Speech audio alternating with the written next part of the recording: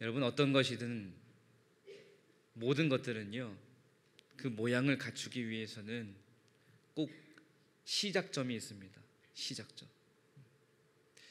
시작이 있으면은요, 과정이 있고요, 과정이 있으면 결과가 있습니다. 우리가 살아온 인생도 마찬가지입니다. 여러분, 우리의 인생, 우리가 나의 세상이다 이렇게 얘기하는데, 나의 세상이 바뀌게 된 시작점, 그래서 지금 나의 모습이 될 수 있었던 그 시작점이 아마 여러분들에게 분명히 있으실 거예요. 그리고 우리의 인생뿐만 아니라 모든 인류의 인생의 길을 바꿔놓은 시작점이 있습니다.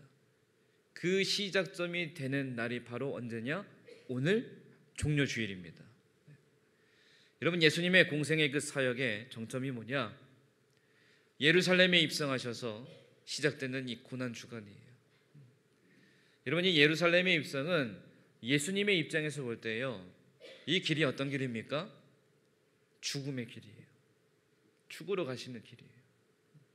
자신의 몸이 만신창이가 되면서 막 찢어지고 살점이 떨어지는 무시무시한 고통이 기다리는 그 십자가의 길, 고난의 길입니다. 근데 죄인의 입장에서 보면 어떻습니까?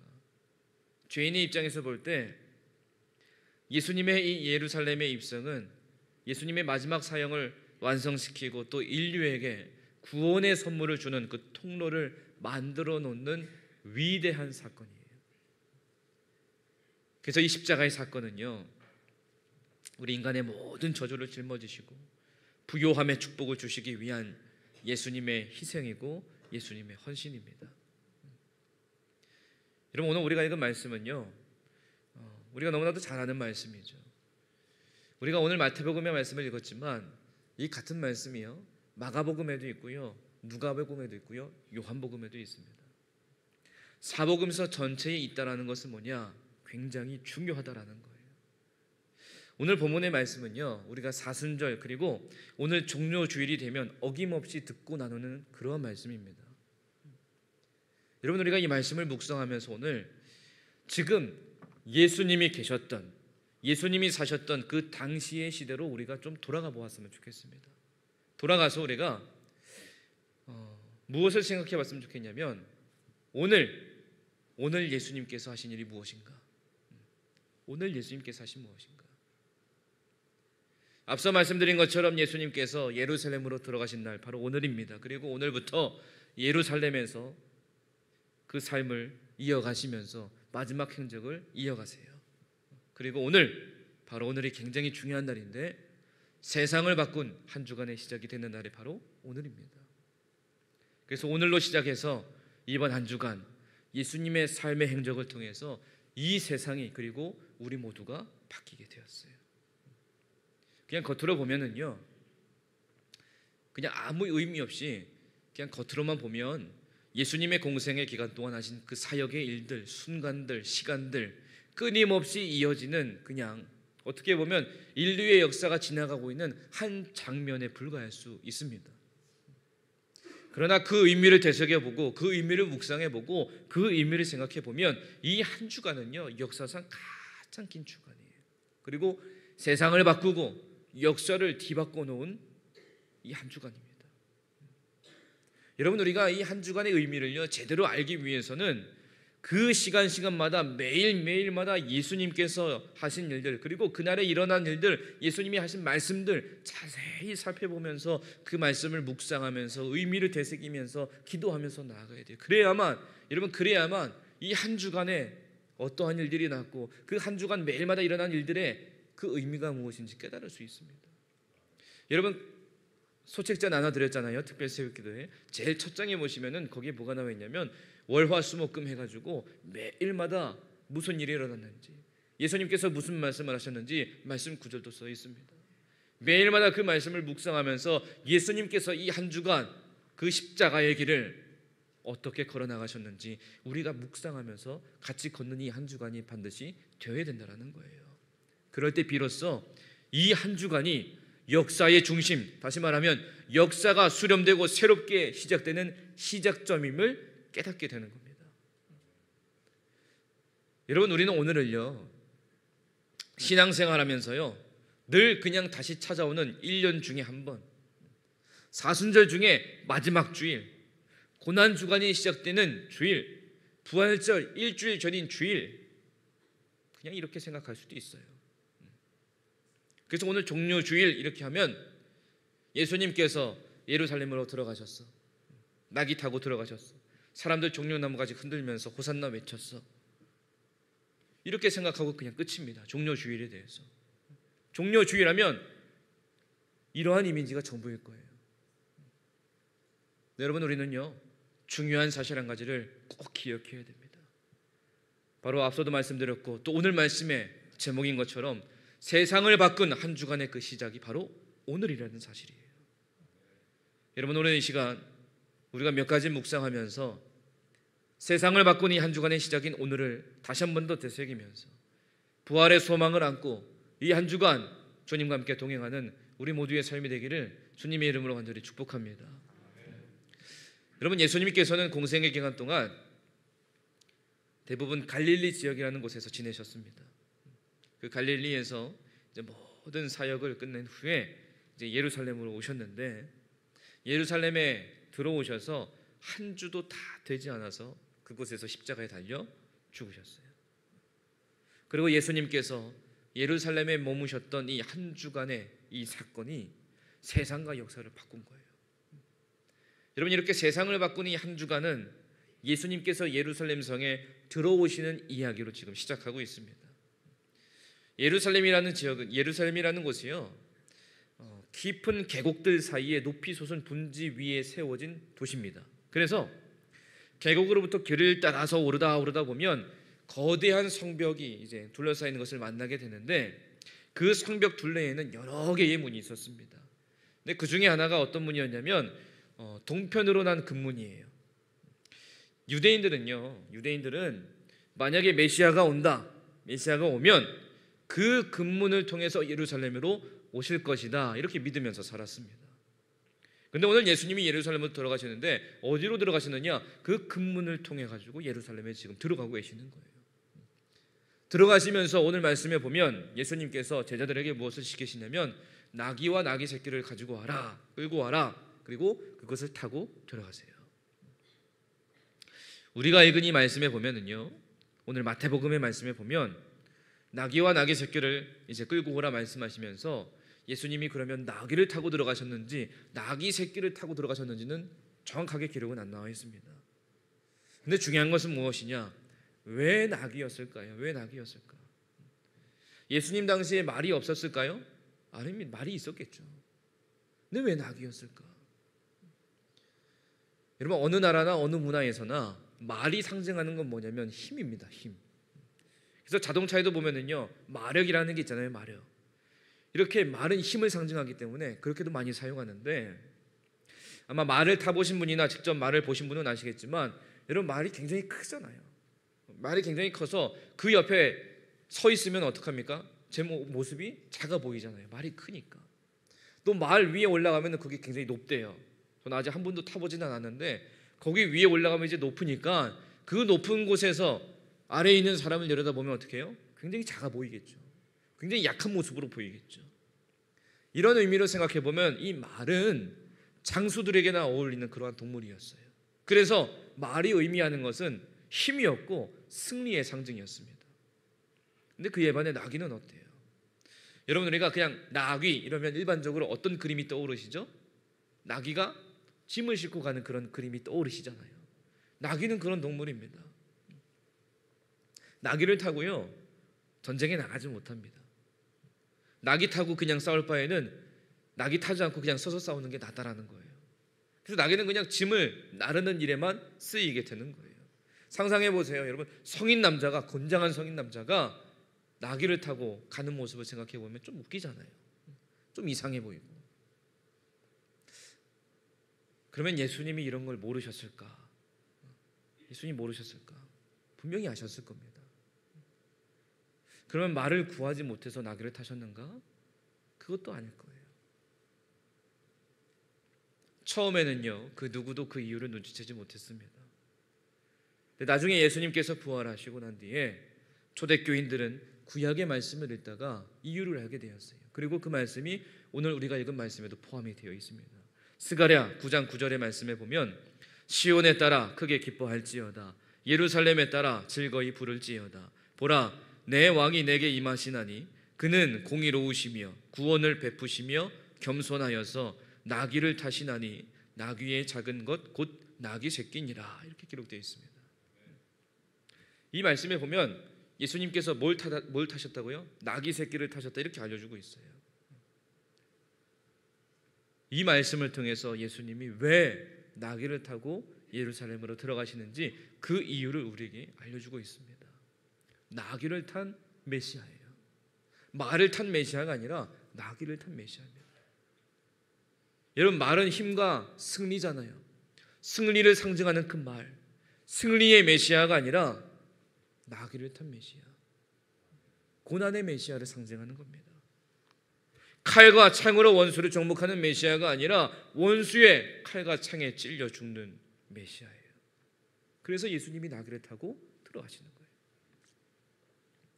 그런데 이런 상황에서요, 이러한 예수님의 의중을 아는 사람이 한 명도 없었습니다.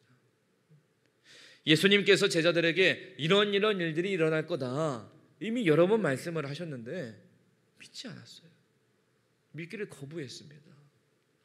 그리고 지금 예수님께서 그 금문을 통과하실 때 그곳에 많은 무리가 모여 있었습니다. 그 많은 무리들 중에 갈릴리에서부터 예수님을 지금껏 따라온 사람들도 분명히 있었을 겁니다.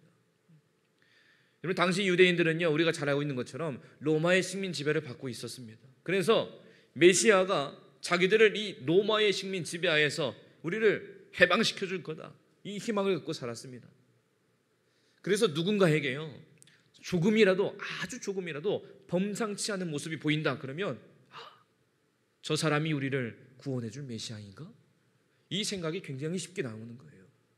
여러분 예수님께서 이 땅에 오셔서 얼마나 놀라운 기적을 보여주셨어요.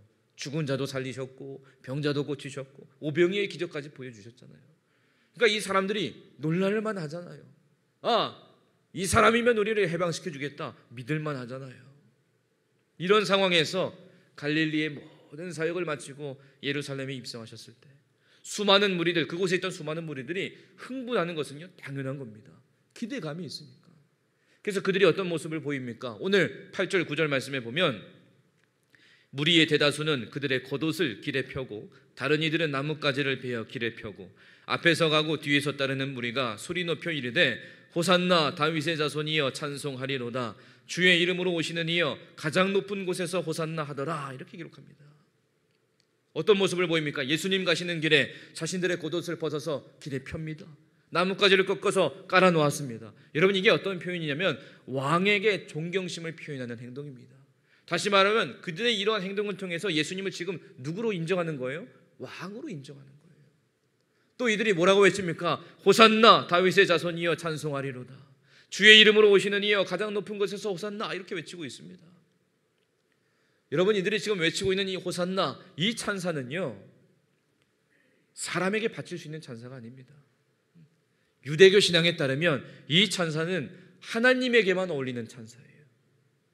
근데 지금 이들이 누구에게 쏟아내고 있습니까? 예수님을 향해서 막 쏟아내고 있는 거예요. 확신이 있었으니까. 무슨 확신? 자신들을 구해줄 메시아다. 지금 이 상황에서 우리를 해방시켜줄 메시아다. 확신이 있었던 거예요. 여러분 이들의 좋은 점은 뭐냐? 예수님이 메시아인 것을 알아차린 건 좋았어요. 알아차린 건 좋았습니다. 근데 문제는 뭐냐면 그 메시아가 무엇을 하실 것인지에 대해서는 예수님하고 전혀 다른 생각을 가지고 있었어요. 그 다른 생각, 그 이유 때문에 수많은 무리들 중에 대부분의 사람들이 닷새만에 빌라도 앞에서 예수님을 뭐라고 외쳤습니까? 십자가에 못 박아라. 지금 호산나 외치던 그들의 모습이 얼마 지나지 않아 그렇게 변했습니다. 예수님은 애초부터 그들의 그런 기대를 충족해줄 의도가 전혀 없다 분명히 밝히셨어요. 그러나 그들은 헛된 기대감을 갖고 행동하다가 결국에 예수님을 배신하게 되었습니다. 여러분, 이때 이 무리들의 변심한 모습, 헛된 기대감을 가지고 있다가 자기의 생각과 맞지 않으니까 배신하는 모습, 이 모습이 혹시 여러분 오늘 우리의 모습은 아닌가 되돌아볼 필요가 있습니다. 예수님께서 보여주신 길은요 분명합니다. 우리의 눈으로 볼 때에는요 그 길이 영광의 길이 아닙니다. 승리의 길이 아니에요. 십자가의 길입니다. 무슨 길이에요? 고난과 죽음의 길입니다. 우리는 알고 있잖아요. 그럼에도 불구하고 여러분, 우리는 내 어깨에 십자가의 무게가 조금이라도 느껴지면 어떡합니까? 기겁을 하고 막 도망가잖아요. 내가 생각했고 내가 판단했고 내가 가졌던 확신과 다른 내용으로 전개가 된다면 거기에서 벗어나서 내 방식에 맞는 걸 찾으려고 애쓰는 모습이 우리에게 얼마나 많이 있습니까? 이들이 그랬잖아요. 헛된 기대감을 갖고 예수님을 메시아라고 호산나 외쳤는데 자기들의 생각과 달리 예수님이 다르게 행동하니까 아니구나 배신하고 도망갔잖아요. 예수님 버렸잖아요. 예수님 제자 중에 가룟 유다라는 제자가 있습니다. 예수님은 그 가룟 유다에게 재정을 맡길 정도로 어떻게 보면 이 가룟 유다는 셈이 빠르고 머리가 좋은 사람인 것 같아요. 그리고 가룟 유다도 지금 이 수많은 무리들과 같이 메시아에 대한 희망과 기대가 분명히 있었을 겁니다. 그래서 예수님을 열심히 따라다녔을 거예요. 따라다니면서 예수님께서 하시는 일들, 또 그 기적을 베푸시는 일들을 보니까 이 사람이면 가능하겠다, 그 기대감이 있었을 거예요.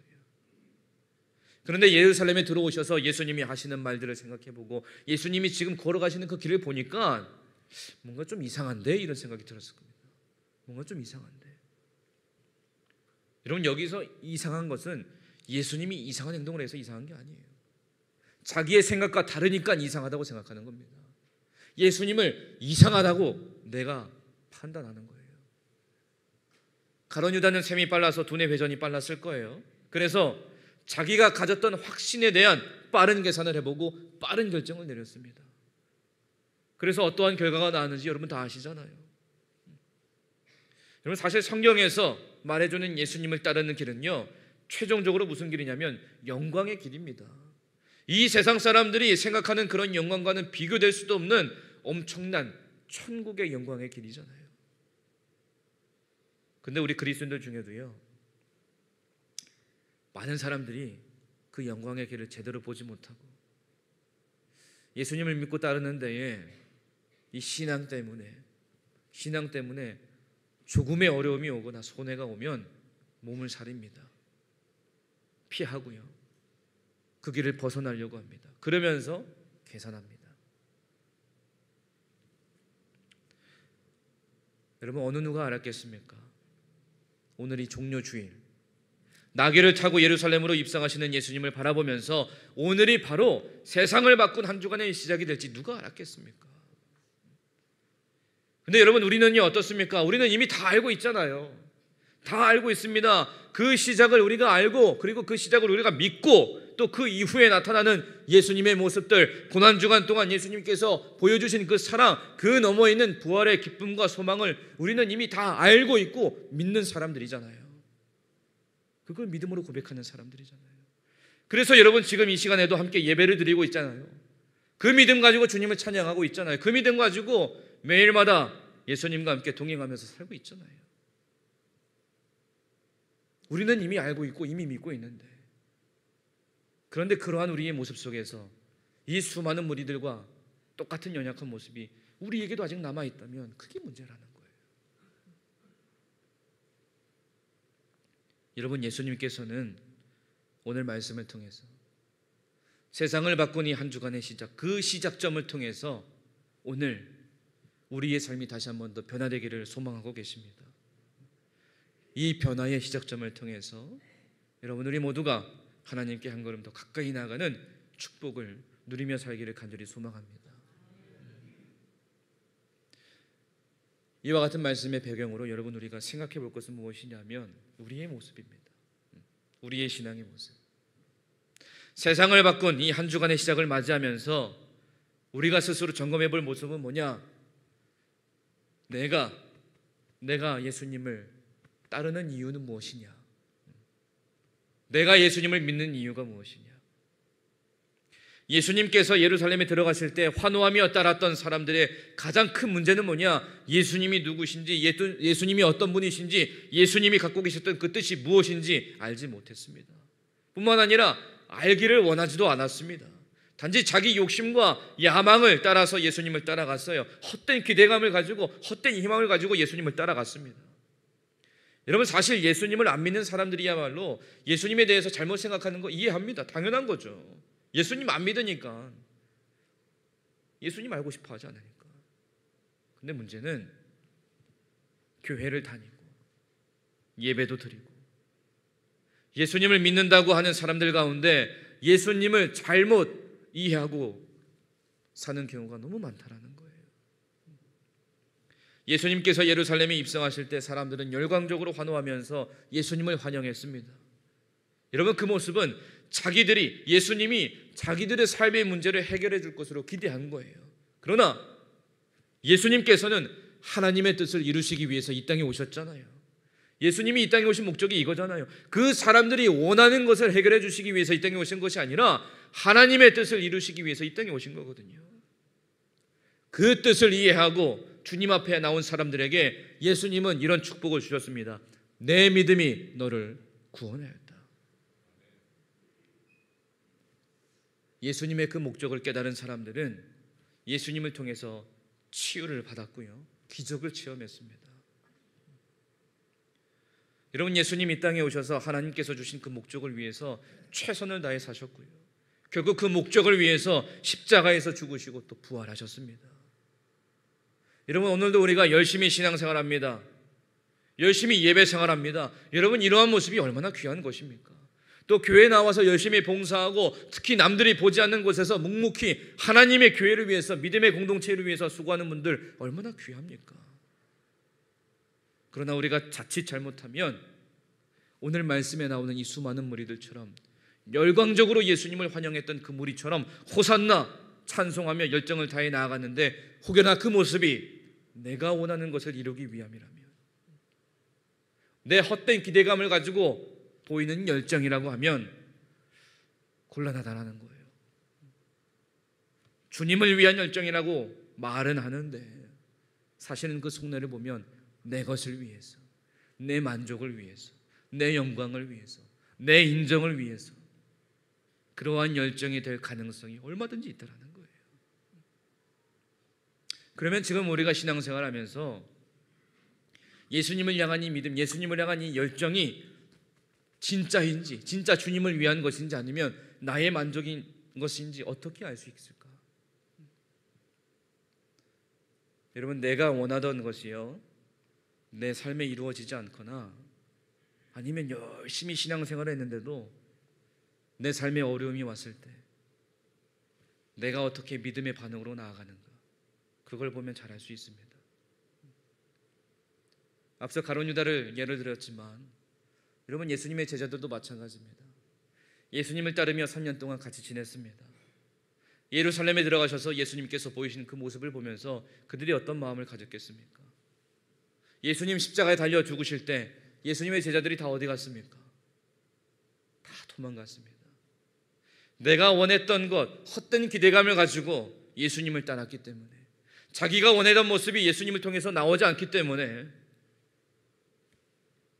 자기의 뜻을 가지고 예수님을 따랐기 때문에 그 고난의 현장 속에서 그들은 그곳을 벗어나는 거예요. 예수님을 버리는 겁니다. 가장 좋은 예로요, 여러분, 기도에 있어서도요, 기도에 있어서도 중요한 것은 뭐냐? 내 뜻과 내 기도의 내용이 그대로 이루어지는 게 아닙니다. 내가 바라는 것, 내가 원하는 것, 여러분, 우리의 기도가 내 소원이 이루어지는 소원 자판기가 아니잖아요. 어떤 때는 내가 기도하는 것이 이루어지지 않고 전혀 다르게 이루어질 때도 있습니다. 제일 중요한 것은 나를 통해서, 나의 기도를 통해서 내 뜻이 아니라 하나님의 뜻이 이루어지는 거예요. 우리의 삶에, 그리고 우리의 교회에, 우리의 믿음의 공동체 안에, 그리고 우리의 가정 안에 하나님의 뜻과 하나님의 나라가 이루어지는 겁니다. 그런데 신앙생활의 최대 목표가 내 어려움이 해결되고 내 소원이 이루어지는 것일 경우가 참 많이 있는데요, 그렇게 되면 우상 숭배와 같은 신앙생활이 될 수밖에 없어요. 그러다 보면 내 뜻과 반대되는 일이 일어나고 또 필요가 없어지게 되면 버리는 겁니다. 배신하는 거예요. 내 길을 갑니다. 그 길을 갔기 때문에 세상을 바꾼 이 한 주간의 시작을 목격하지 못하는 거예요. 여러분, 그래서 오늘 우리가 우리 스스로에게 이런 질문을 해보았으면 좋겠습니다. 나는 왜 예수님을 따라가고 있는가? 나는 왜 신앙생활을 하고 있는가? 여러분, 오늘 이 자리에 왜 나오셨습니까? 여러분, 밖에 날씨가 얼마나 좋아요. 날이 풀려서 어디 놀러 가기 참 좋습니다. 근데 왜 이 자리에 나오셨습니까? 지금이 오전 시간이지만 주말이기 때문에 지금 이 시간까지 늦잠 잘 수 있어요. 근데 왜 이 자리에 나오셨습니까? 왜 굳이 예배의 자리에 나오셨습니까? 우리 모두가 진실로 주님께 예배하기 위해서 여러분 이곳에 나오신 줄 믿습니다. 그리고 우리 모두 나의 세상을 바꾼 그 시작점이 분명하게 있기 때문에 우리는 어떠한 형편에 처할지라도 주님 앞에 나와서 예배하며 사는 예배자로 살 수 있는 거예요. 예수님께서 예루살렘에 입성하실 때 수많은 무리들이 외쳤던 그 호산나의 외침이 그들에게는요 영광스러운 시작점이 될 수 있었는데 그 외침을 끝까지 이어나가지 못했습니다. 여러분, 그러나 우리는 그 시작점을 이미 지난 하나님의 자녀들인 줄 믿습니다. 그래서 우리의 구원자 되시는 예수님과 함께 지금 십자가의 길, 주님과 함께 동행의 길, 영광의 길을 지금 걷고 있는 거예요. 여러분, 바로 그 예수님이 우리의 인생을 바꾼 시작점입니다. 여러분이 믿음으로 우리 인생의 유일한 구원자 오직 예수님 한 분밖에 없음을 날마다 믿음으로 고백하며 사는 우리 모두가 되기를 간절히 축복합니다. 우리가 이 믿음으로 호산나 찬송을 부리는 우리 모두 구원받은 하나님의 자녀들인 줄 믿습니다. 하나님의 은혜로 우리 모두가 구원의 선물을 받았습니다. 여러분, 그런데 하나님의 마음은 어떠셨을까요? 독생자 아들을 가난한 인간으로 보내야 했고요, 십자가에 매달아야만 했고 피 흘리며 몸을 찢어야만 했습니다. 하나님의 마음이 어떠셨을까? 그러나 그 일을 위한 시작이 바로 오늘 시작되었습니다. 그 일로 인해서 세상이 바뀌었고 세상을 바꾼 이 한 주간의 시작이 바로 오늘부터예요. 여러분, 우리 모두 다시 한번 예수님께서는 누구든지 호산나 부르짖는 자들을 만나주시고 영원한 생명을 주심을 우리가 믿음으로 날마다 고백하며 그 믿음 안에서 승리하는 우리 모두가 되기를 간절히 소망합니다. 예수님께서 나를 위해서, 우리를 위해서 십자가에 달리시고 고난을 받으신 이 한 주간 동안 여러분, 새벽마다 주님의 고난의 발자취를 따라가면서 부활과 생명이 되신 예수님을 기억하고 묵상하며 구원받은 사람으로서 참된 기쁨과 만족을 누리며 예수님의 십자가의 길을 함께 동행하며 걸어가는 이 한 주간 여러분들의 삶이 되기를 간절히 소망합니다. 우리 모두 예루살렘에 입성하신, 그래서 세상을 바꾼 이 한 주간의 시작을 알리신 예수님을 우리가 날마다 만나면서 호산나 찬송을 부르며 날마다 구원의 은총 안에서 그 감격에 주님께 영광 돌리며 살아가는 우리 모두가 되기를 주님의 이름으로 간절히 축원합니다. 함께 기도하겠습니다. 하나님, 감사합니다. 우리에게 독생자 예수 그리스도를 보내주셔서 하나님께로 나아가는 구원의 길을 허락해 주심에 감사드립니다. 하나님, 오늘 이 시간 세상을 바꾼 한 주간의